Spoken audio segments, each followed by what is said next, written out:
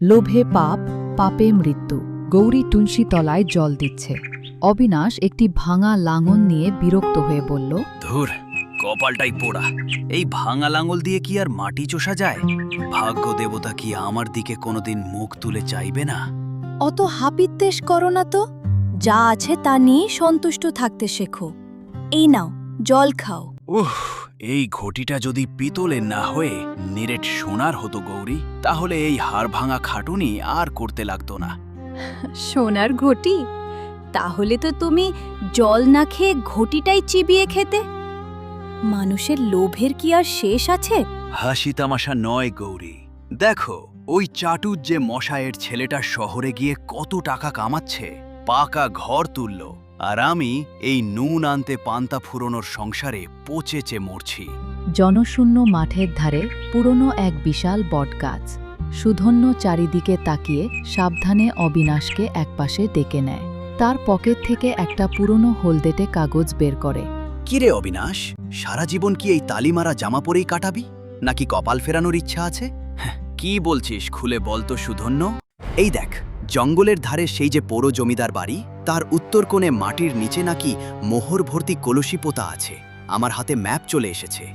সে কি বলছিস রে? ওটা তো কতকাল ধরে ভূতেদের ডেরা হয়ে আছে, কেউ তো ওদিকে পা বাড়ায় না। আরে রাখ তোর ভূত, অভাবের চেয়ে বড় ভূত আর কিছু নেই। আজ অমাবস্যা, গ্রামের কেউ ওদিকে যাবে না। যাবি নাকি বল? তাহলে রাত 12টায় দেখা করিস। রাতে অবিনাশ বেরোনোর জন্য তৈরি হচ্ছে। গৌরী তাকে বাধা দেওয়ার চেষ্টা করছে। শুনলাম আজ নাকি অমাবস্যায় তোমরা সেই পোড়ো বাড়িতে যাচ্ছ। ওসব অশুভ জায়গায় যেও না গো। অধর্মের ধন কোনোদিন সয় না। তুই চুপ কর তো। সারা জীবন কি অভাবের ঘরে ঘুঁটে কুড়বি?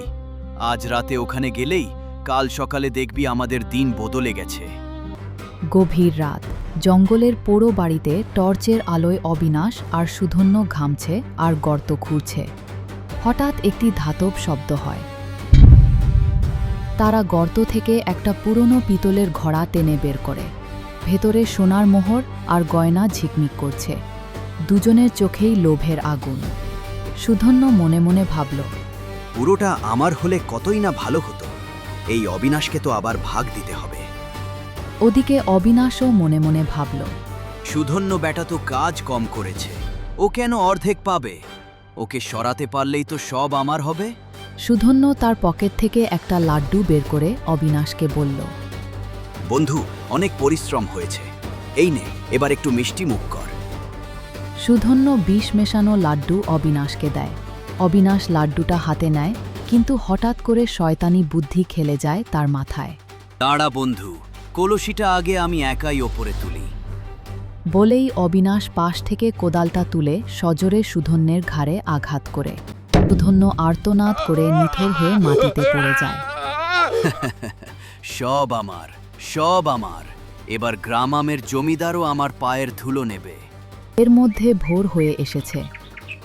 অবিনাশ রক্তাক্ত জামা কাপড় ধুয়ে কলসিটা বগল দাবা করে ফিরছে।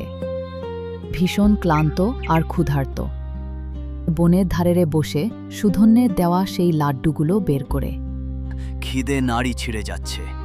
সুধন্য তো মারাই গেছে, লাড্ডুগুলো নষ্ট করে লাভ কি? খেয়ে নি। সে গোগ্রাসের লাড্ডুগুলো খেতে থাকে। কিছুক্ষণ পরেই তার শরীর নীল হতে শুরু করে। বুক চেপে ধরে আর্তনাদ করে মাটিতে লুটিয়ে পড়ে। চোখের সামনে সুধন্যের মৃতদেহ যেন ভেসে উঠছে। শেষে অবিনাশের মৃত্যু হয়। সনাতন কাকা লাঠি ভর দিয়ে সেই পথ ধরে যাচ্ছিলেন। তিনি হঠাৎ অবিনাশের দেহ দেখে চমকে ওঠেন। পাশে অনেক সোনার মোহর ছড়ানো ছিটানো ছিল। আহারে অবিনাশ, শেষমেশ লোভটাই তোকে খেলো। অধর্মের মোহরে পেট ভরে না রে পাগল, শুধু চিতা জ্বলে। লোকে ঠিকই বলে, লোভে পাপ আর পাপে মৃত্যু। এই বিধান খোদ বিধাতার। সনাতন দাদু গৌরীকই সান্ত্বনা দিচ্ছেন, আর চোখে জল নিয়ে পথের ধারে গৌরী বিধবার সাজে বসে এক দৃষ্টিতে চিতার আগুনের দিকে তাকিয়ে আছে। শুধু ভাবছে, লোভের আগুন তার সংসারটাকে ধ্বংস করে দিল।